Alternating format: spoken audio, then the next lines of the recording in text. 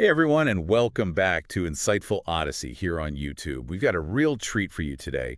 We're going to be taking a deep dive into a classic, The Catcher in the Rye. That's right, by J.D. Salinger. Now, we might have encountered this one back in high school, but don't worry. We're Right. going way beyond the classroom Cliff's Notes here. Definitely.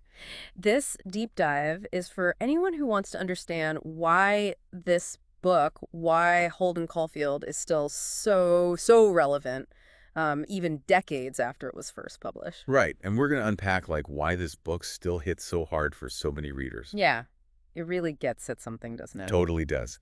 Okay, so Catcher in the Rye, it's basically like the ultimate story about feeling alienated, especially as a teenager. Absolutely. And the book just throws you right into that feeling, right from the opening line.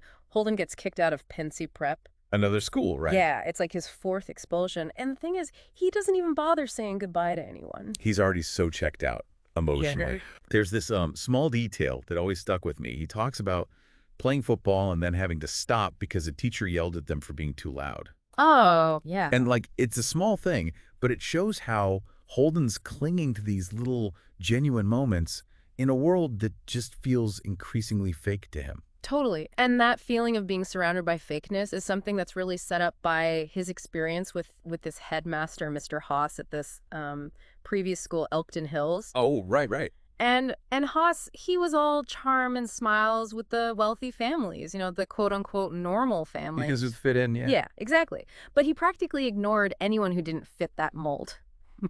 So that early exposure to this kind of superficiality Yeah. really just fuels Holden's cynicism and Yeah. makes him feel like a total outsider. It's like he's been let down by the adult world time and time again. Exactly.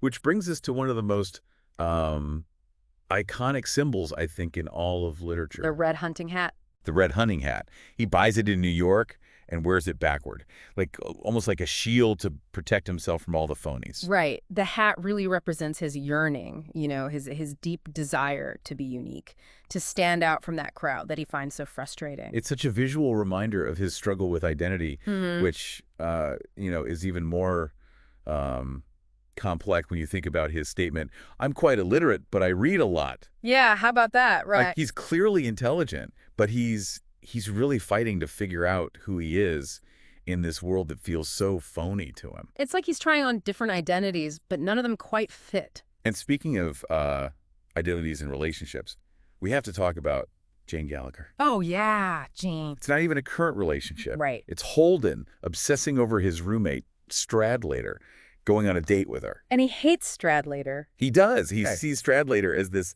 unscrupulous guy. So, of Yeah. course, he's totally freaked out that he's going out with Jane. Right. And what's so interesting is how Holden's most vivid memory of Jane is them playing checkers. And she had this quirk. Oh, yeah? She'd line up all her kings in the back row, but she never used them. It's such a random detail, but it says so much. It really does. I think it shows how deeply Holden connects with Jane, but also his fear that her innocence, that she'll be corrupted by the world. It's that fear we all have, I think, especially as teenagers, that the people we care about will change or get hurt by all the crap out there. Absolutely. And it's like Holden's projecting all his anxieties onto Jane, anxieties that are just amplified by, experiences like that night at the Lavender Room. Ooh, With yeah. those three girls. He meets these three girls, and they're totally fixated on celebrities. They're wearing these sad, fancy hats. Yeah, like trying so hard to be sophisticated. Right, and they leave early just to catch the first show at Radio City Music Hall. The epitome of phoniness, right? Totally. And I think it's something a lot of us can relate to. It's that feeling of being surrounded by people who are more concerned with appearances than with genuine connection. Exactly. It's like Holden's holding up this mirror to society's obsession with superficiality, and it can be pretty uncomfortable. It can. And speaking of uncomfortable, how about that quote? Oh, you mean don't ever tell anybody anything. If you do, you start missing everybody. Yeah, that one. It's just this gut punch about vulnerability and loss. It really makes you think, does Holden actually believe that, or is it more of a defense mechanism, a way to protect himself from getting hurt? Right, because it makes you think about, the cost of shutting people out. Are you really protecting yourself, or are you just isolating yourself even more? It's a tough question, and I think it's something that really gets to the heart of what Holden's struggling with throughout the whole book. Yeah, it's he's convinced himself that keeping everyone at a distance is the only way to avoid getting hurt. I don't know, you could just feel this longing for connection underneath it all, especially in his relationship with Phoebe. Oh, absolutely. I mean, Phoebe is like this little beacon of innocence and purity in his world, right? Yeah. It's one of the few genuine connections he has. And I think it shows how much he wants to protect that innocence, like not just in Phoebe, but in everyone. And himself. Like, he's trying to protect that part of himself, too. Yeah, for sure. He even sneaks into his own house just to see her, Oh, right. risking getting caught by his parents. And that scene where he's watching her sleep, it's so... Heartbreaking and beautiful at the same time. Yeah. It really shows how deeply he loves her. It's just such a, like, pure moment in this book that's so full of, angst and cynicism. Absolutely. And it reminds us, of that simple beauty of childhood and family. Right, right. But Phoebe's not just some passive character. No, not at all.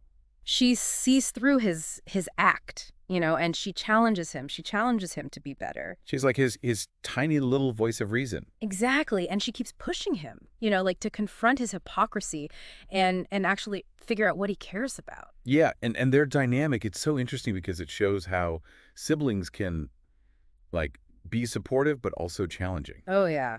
They push each other to grow. Totally. And this theme of innocence, of wanting to shield kids from the, the harsh realities of the world, it kind of leads us to one of the most famous parts of the book. The Catcher in the Rye. Yes. Mm-hmm. He imagines himself standing in this field of rye and catching children before they fall off a cliff. It's such a vivid image, isn't it? It is. It's beautiful, but also kind of sad because, he can't actually save everyone from growing up. Right. He can't stop time. Yeah. And it's like that tension is throughout the whole book. This push and pull between, Holden's cynicism and his desire for, like, real connection. Exactly. It's like he wants something genuine, but he's also terrified of it at the same time. And terrified of getting hurt. And there's this one scene, I don't know if you remember it, where he goes to the Natural History Museum. Oh, yes. And it's like, for him, the museum represents stability. Right. Like nothing ever changes there. Yeah, everything's kind of frozen in time. Yeah. And he even says, like, he wishes things in life could be like that, preserved under glass, like childhood innocence. That he could just, like, stop time. Exactly. It's a poignant scene because it really shows how much he longs for things to just stay the same. To avoid all the pain of change and loss. Absolutely. And it brings up a big question, that the book keeps coming back to. Which is, what does it even mean to grow up? right. Holden he's terrified of becoming a phony like all the adults he sees around him. But at the same time, he doesn't know what else to do. He hasn't figured out his own path. Yeah. And even though, he can be pretty judgmental, I think his vulnerability is what makes him relatable. Oh, especially for anyone who's ever felt, like an outsider. trying to figure out where they belong. Yeah. He's not a hero, he's not a villain. He's just a kid. He's just a kid trying to figure things out. Yeah. And I think the book does a really great job of balancing that, like, humor and sadness. Oh, for sure. Like, on the one hand, Holden is hilarious. So witty, so sarcastic. Yes. And he makes these, like, absurd observations about the world, but then there's this undercurrent of grief. Oh, yeah. Like, you can tell he's still really haunted by his brother's death. Absolutely. And that loss, it colors everything, Yeah, yeah. Especially his interactions with adults. It's like he can't relate to them at all. No. They just seem phony and out of touch to him. Like they can't understand his pain. Right. And they can't offer any real guidance either. So instead, he ends up, like, having these deep conversations with total strangers. Oh, yeah. Like those women in the lavender room. Or the woman he meets on the train. Who turns out to be a classmate's mother. Right. And Holden can't stand the classmate. He thinks he's a total phony. And the irony. Yeah. But it shows how, like, desperate he is for connection. Totally. Even if it's just, fleeting. Yeah. And even when someone does try to help him, like Mr. Antolini. His old teacher. Yeah. He lets Holden stay at his apartment, tries to give him some advice. But Holden misinterprets everything. Oh, he totally does. And it just pushes him further away. It's actually kind of heartbreaking. It is. It shows how, like, even when help is offered, we might not be ready to accept it. Right. Or we might just be so caught up in our own, pain that we push people away. It's a really complex dynamic, isn't it? It is. And even though Holden, he lies, he drinks. Gets into fights. Yeah. all that stuff. I think those flaws are part of what make him so human. Yeah, we all make mistakes. Exactly. He's not perfect, and I think that's why we connect with him. Right, because we see ourselves in him, even when he's being a total jerk. Exactly. He's a flawed, complex individual trying to figure out this world that often feels overwhelming. Yeah. And even with all the cynicism and self-destructive behavior, there are still glimmers of hope in his story. Like, remember those ducks in Central Park? Oh, yeah, he's obsessed with them. He keeps asking, like, where do they go when the lagoon freezes over? It's like he's looking for some kind of reassurance, you know? That even when things get tough, there's still, like, some continuity. Right, that life goes on. That there's hope. Yeah. And it's such a small detail, but I think it says so much about, what Holden's really searching for. Absolutely. Yeah. He might be putting on this tough, cynical front, but underneath it all, he wants to believe in something. Yeah. And that search, I think, is what makes him so relatable.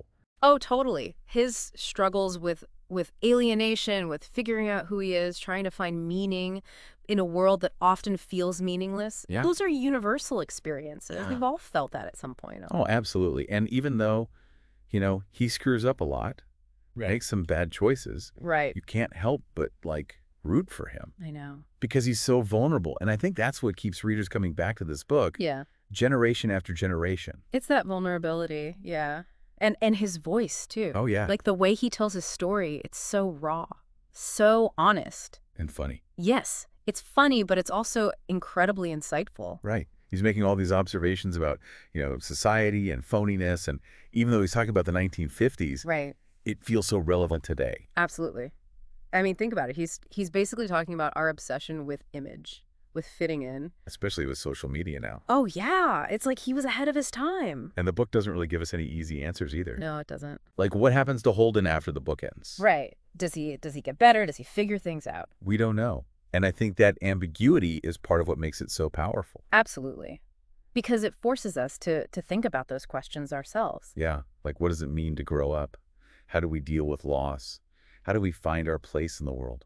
Big questions. And I think that's the mark of a truly great book, right? Yeah. One that stays with you, one that makes you think, one that starts conversations. And The Catcher in the Rye definitely does all that. It does. So if you're picking up this book, or revisiting it, I think it's helpful to keep in mind those core themes we talked about, alienation, identity, the struggle against phoniness, and remember that image of the rye field and Holden wanting to be the catcher in the rye. What would you say from falling off the cliff? Right? Exactly. What are those values and ideals that you hold on to as you, make your way in the world?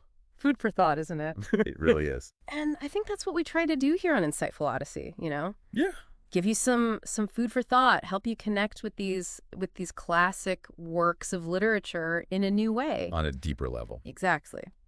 So, until next time, keep reading, keep exploring, and keep those conversations going. Thanks for joining us on Insightful Odyssey.